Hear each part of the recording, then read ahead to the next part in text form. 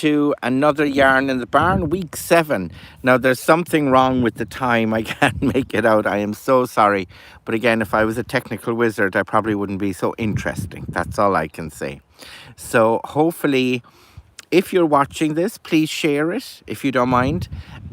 Just so people know, because normally there's, what's the word? Reminders and stuff like that. Well, I hope you're very well. I'm here.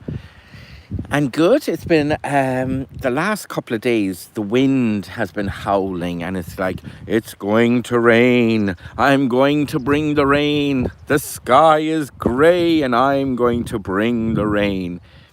And almost at this stage, you're like, will you just rain and shut up? Because it's been going on and going on and the grass really needs a drop of water. And it's amazing, you know.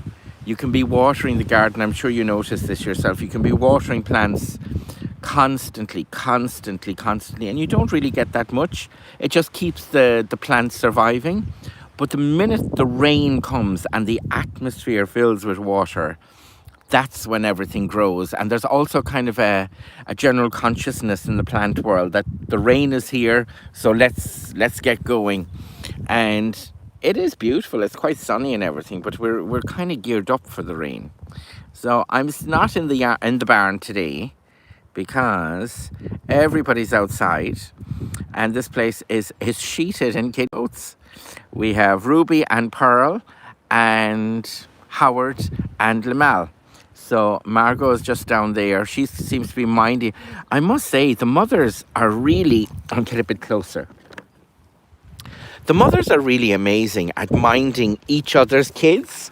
Now they're always like, get away from me. But still and all, look at Ruby. Even at, like yesterday evening, I left the shed door open so all the goatees could go in. And it's always hard because there's a bit of hierarchy going on and a bit of headbutting. You can't see here, but Ruby's right up against me. Good morning. I can't see who that was now, but I'm heading off to work. Have a good day, and we'll be here later. Margot, what are you doing? Margot's waking up Pearl. I suppose she said, come away from the camera. Look at that. Look. Or is she saying, have a drink? I'm ready now.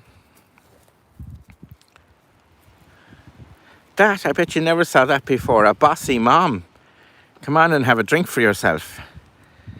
Yes. Now look at that, Margot. And Pearl's gone down again. She's like, no, I couldn't be arsed. Couldn't be bothered. It's too warm and my devils are here. Harold has a wonderful way of look at that down there. I don't know if you can see it or can I. The triplets have just woken up. They've heard the crack going on and they're out the door. The second triplets now. I was thinking, I don't know, it might be a bit, I was going to call them Sabrina, Kelly and Chris. Look at Margot. Like Charlie's Angels. And I couldn't think of, I know Sabrina, I know Kelly, and was it Chris? Oh lads, you'll have the flex eating, don't be eating the phone, I told you.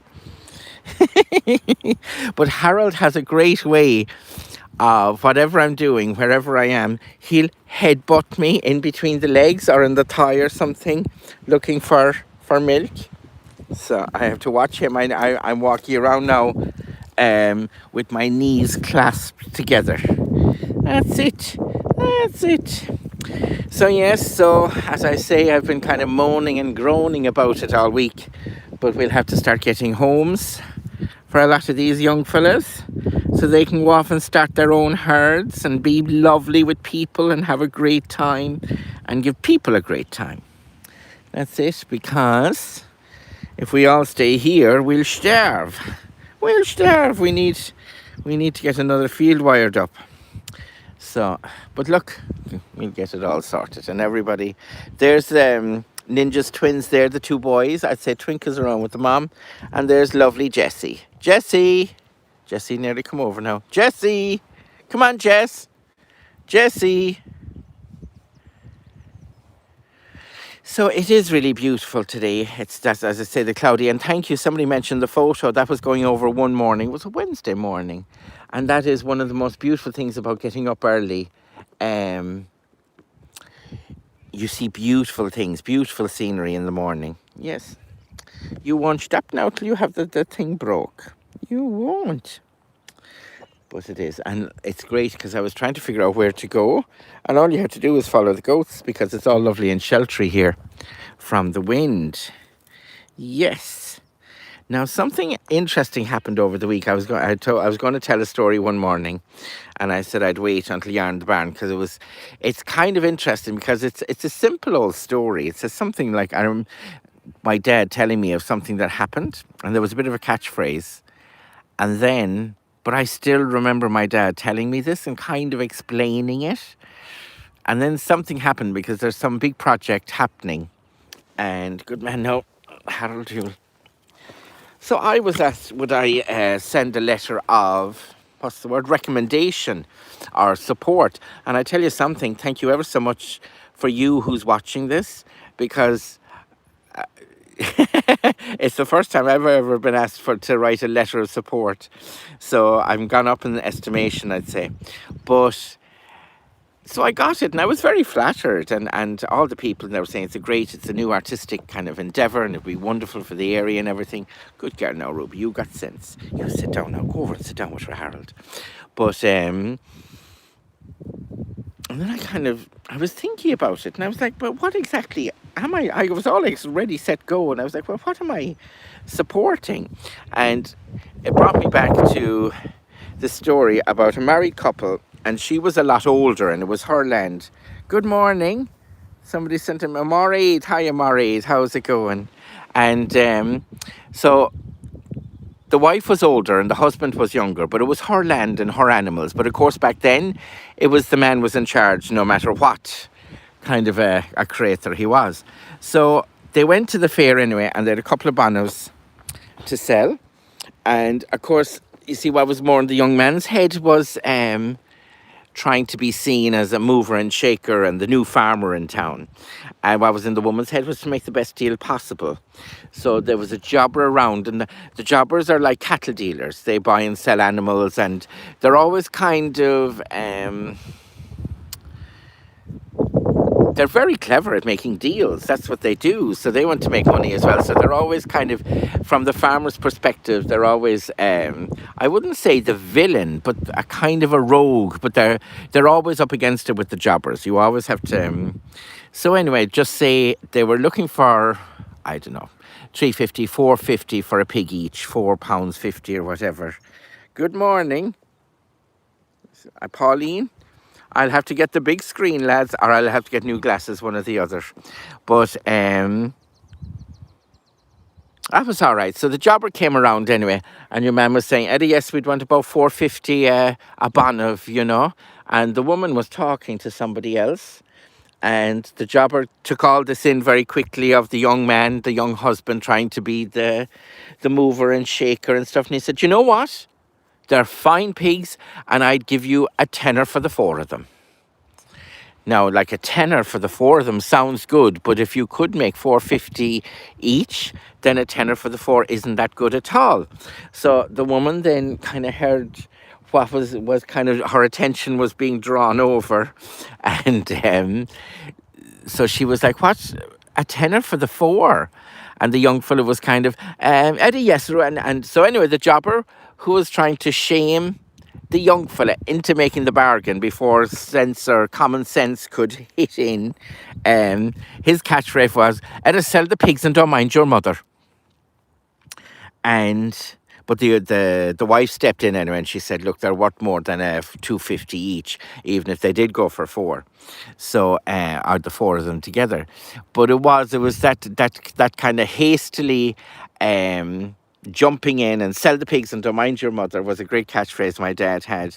And it's true that sometimes if somebody's trying to pull the wool over your eyes, they'll, not that the person who was trying to get me to send a letter of, I'll be sending a letter in, but it's funny, I'm learning not to buy a pig in a poke.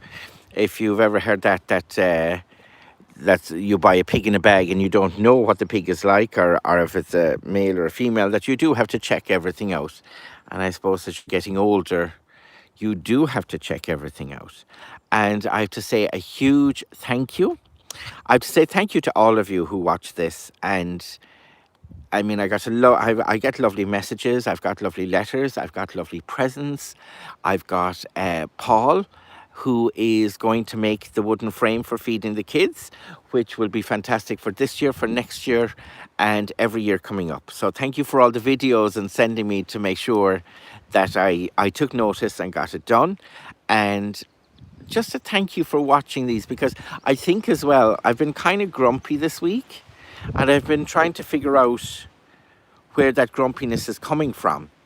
And I think what it is there was such a high being on the news and getting known, I suppose, and that high is kind of wearing off now. So it is back now. I did message a few people like the Tommy Tiernan show, but they totally ignored me, and a few other places. But it's actually to get back into what I'm doing and why I'm doing it. And I got a beautiful message this morning, just what a difference I'm making. And I'd love to say a big happy birthday, a 79th birthday to Nancy Claffey. And it is lovely to hear that I am making a little difference, which is great. And I think that's will bring me out of the grumpiness this week. Well, it's also going back to work, and life is changing now again. I think that's the hardest part of this year and couple of months, is that things are constantly changing, and the people that are talking about it as if they're knowledgeable don't know what's going to happen either. So you just have to keep milking and keep feeding. Isn't that right, Howard? You can't.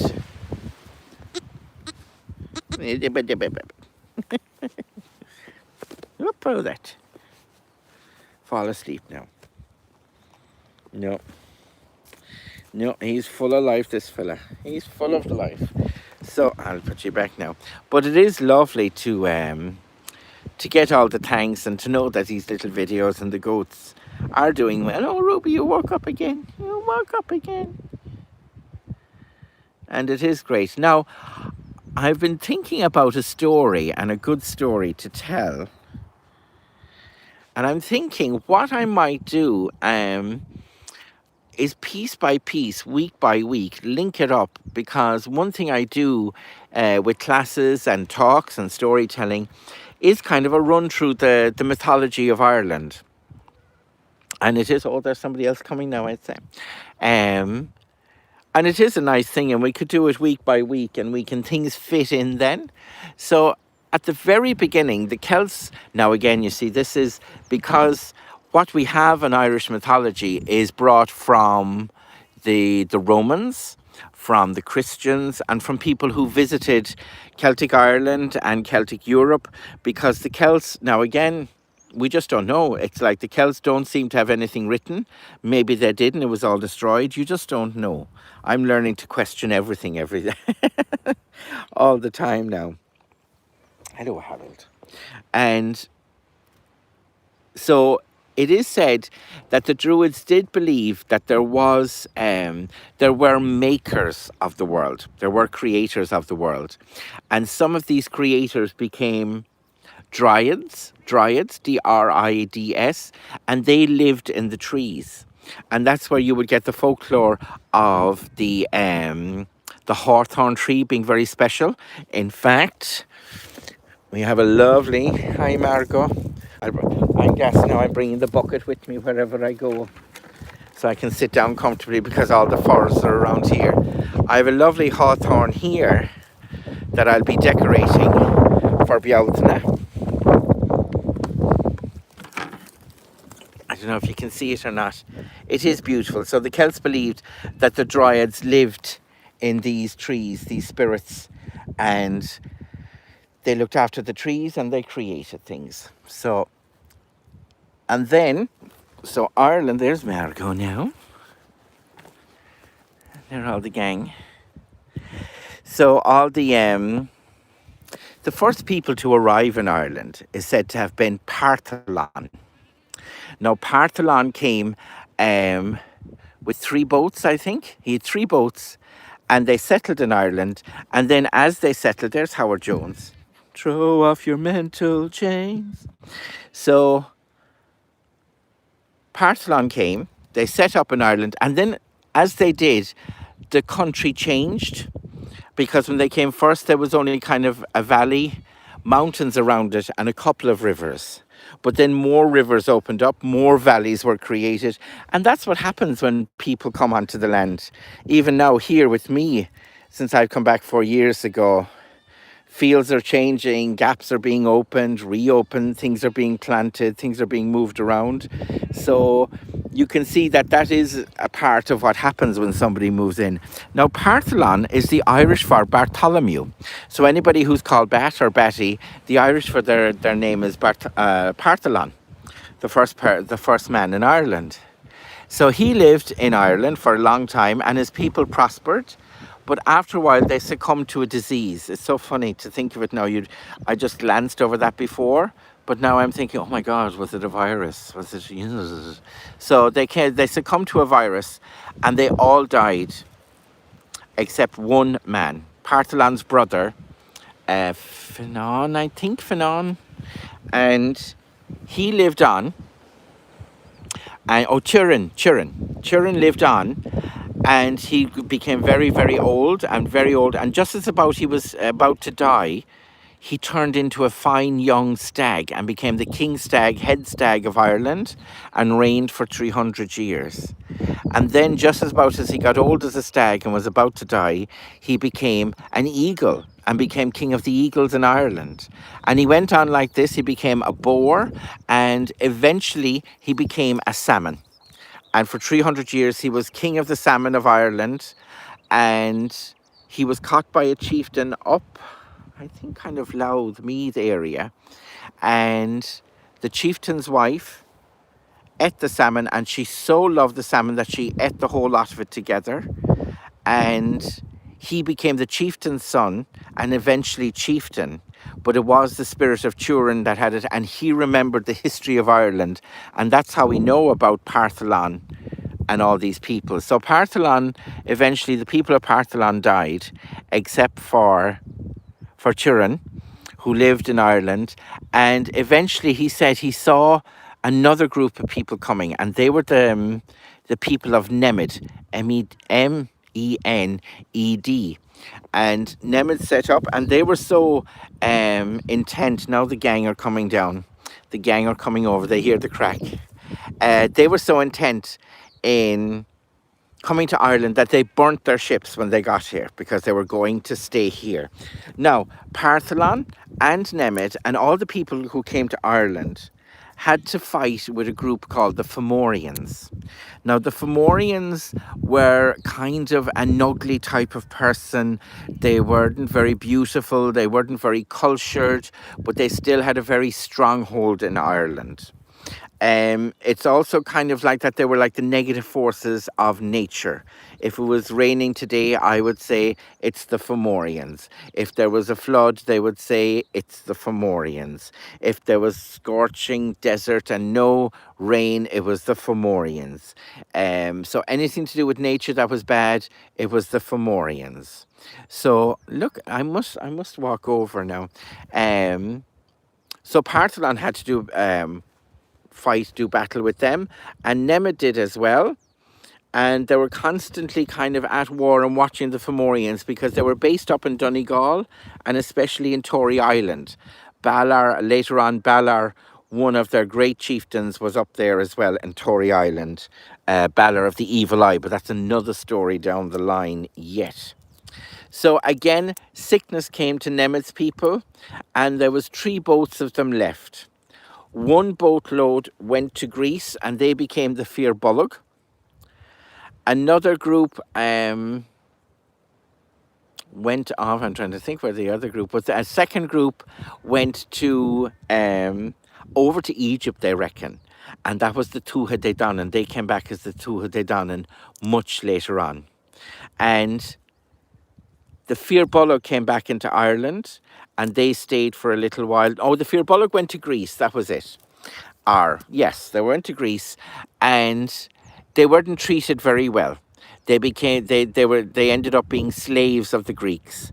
And one of the jobs they had to do, they had these leather aprons that they had to carry earth in up the mountain, the fertile earth from the bottom of the mountain. They had to take it up in these aprons. Fear bullock. Bullock is your stomach. So the fear bullock could mean that the aprons were in front of their stomachs, or they were made of animal stomachs. So they had these aprons that they had to carry up. But eventually, of course, the people of Nemeth well spent some time in Ireland, so they were clever, and they made boats. They wove reeds together, and they used these aprons to make boats, which is very much like the currachs of today or yesterday, whichever way you're looking at it. There's Ninjas over with the twins. God help us, I don't know how just has very little milk. Like, I'm feeding these with the bottle, but I think there's more going through the motions. So they came back to Ireland, and they also had to fight with the Fear Bullocks as well. But we'll talk about that or with the Fomorians another day. So the first men that were in Ireland were Partholon, Nemeth, and then the Fear Bullocks. And we'll leave it at that for the moment. And we'll go back over any more next week. So we'll continue, because it's very nice to know the basics of all this. It's great to see everybody. Normally people see me in the morning at 20 past 8, and I'm either rushing with the feeding with the bottles, or rushing with the milking, or rushing, and all the goats are, because the goats are like this most of the day, all day really, until I come down clanging with the buckets, and they hear the food, and they know the food is going on, and they're just all excited about the food then. So there we go. And I'm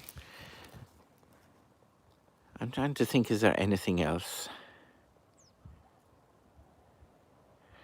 No, just everybody's calm. I'll be getting, some people will be looking for homes very soon. If you're interested in no, I won't say that yet. I don't know if you can see her over there. We'll go and take a walk. She just captivates me. I know the wind is very strong now. This might... Good. But Drolene is as strong as an ox, God bless her. The mishnach, that's the courage that she has, you know. She's out and about, and I'd be trying to move goats and get this going and that going. Look at her. Get down now here.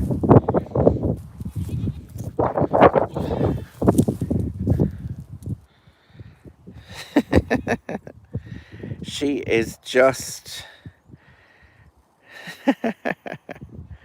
she's a mascot for something, you know, because when she was born, she was just such a little, she was like Tom Tom.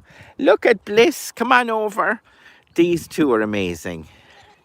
They were up in Jesse's farm in Lixnaw, and they are so trusting. I mean, they don't have much experience of me, but they're just so loving and trusting, the two of them. We can't see it all now. There we go. Don't pay to the phone. Gee, that's even off the thing for the phone. But there, oh, another black eye. I'll have to get the helmet on, lads. There we go. So this bamboo I set nearly 12 or 13 or 14 years ago. Somebody had it in a pot the size of a bucket, and they were throwing it out. So I just sat it down here thinking, oh, I wonder would it grow? And it's been great, and I've used it on a lot of art projects, actually, the bamboo, for forestry and stuff. But it would have just have been, I'd kind of hoped that I would be able to move it. Look at you. And Thelma's here. And Miley. Oh, God, they get so jealous of who gets to hang out with me, you know. But I was hoping somebody was going to dig up parts of it and set in their garden. But the goats are... And I'd say if it was left for a few weeks, it would green up again. Because, I mean, I'd say the bamboo is quite resilient. Bliss is just after moving the phone out of the way so she can be near me. Yes. Yes, yes, yes, yes, yes, yes, yes. Oh my goodness. And I'm not too sure. I suppose he will. Will he grow that much anymore? I don't know if you can see it. Look at you. Look at you, the creature. And there she is out on her own. I tell you, yeah, Drolene, I think, yeah, I'd say she would be a great mascot for something. She's just so fearless. Gan agla. Drolene gan agla. It is so. We're sitting here waiting for the rain. Did we ever think we'd see it? But I think those clouds are filling up. But you never know. You never know. We'll see how it goes. There's Susan. But the goats love it. It's like a little jungle. And they're like kind of perusing inside there and having a look around. Don't eat my beard now because, that's one of them one day. She took a scalp of the hair. It was an awful dig altogether. So, have a great week. I'm planning on something else. I do like these little chats, but I might try and get something else like, what do you think? What do you give me out about? But I'm not going to say a word for a while. Because sometimes it's funny if you do say, yeah, I'm planning. There's Unity. My goodness, you're a big girl now, Unity. You are. You are. And look at this one. Go look at her. Come on over, Jolene. Yes, Unity. And Unity, I don't know if you can see it with her fighting and her tearing around. She knocked the tip off her horn, which is no bad thing. I think a lot of people do that. So they're so if they are fighting, they don't hurt each other. But you see, I don't know. I think really, like all the goats are know each other here now, and there's a very definite hierarchy. So they're not. And if I introduce a goat, I introduce it very slowly, or by night, or just carefully, I suppose. But they, like, I mean, if you bring a whole lot of goats together, they're obviously going to fight and you know, try and get that hierarchy sorted. But if they all know each other and they know the hierarchy, and eventually, like, I keep saying this, but eventually I won't be buying any more goats. The goats will grow up together, know each other from the very beginning, from birth. There's Saoirse. Hey, Saoirse. And Rolene. So they won't really be fighting, do you know what I mean? Unless we get a bad devil in the family. Look at ye. Isn't that such a beautiful way to end Yarn in the Barn number 7? Yarn from the Barn. It is Saoirse. Saoirse just drinks off the mother, so she's a little bit wild. Oh no. Oh my goodness. So here we go now. I'll be, you can't see it. But I'll be pulled apart by this one now. I'll be et alive. There'll be, oh, you see, gosh, you'd be good at giving a haircut, I'd say. You would. Come here a while, I want you. Oh, she's bringing up her goodies now, chewing the cud. Have a lovely week, everybody. I'll be on in the mornings again. It's getting more and more hectic now as life is intruding in our beautiful experience. But we'll get over that too. Keep life in its box. More like it, keep reality in its box in all these forms. The world has gone mad. The world is now being run by administrators who think we've nothing better to do only be signing their forms. But we'll show them. We'll show them. Have a great week, everybody, and thank you so much for watching. See you next week, 11 a.m. on Saturday, and around 8:20 every morning for a quick lowdown. If I survive it, I'll be torn apart by these devils here, I'd say. Big time. So, talk to you then. Slán and ishgach den ecurev mahagriv ar fad. Slán. This now will take a minute.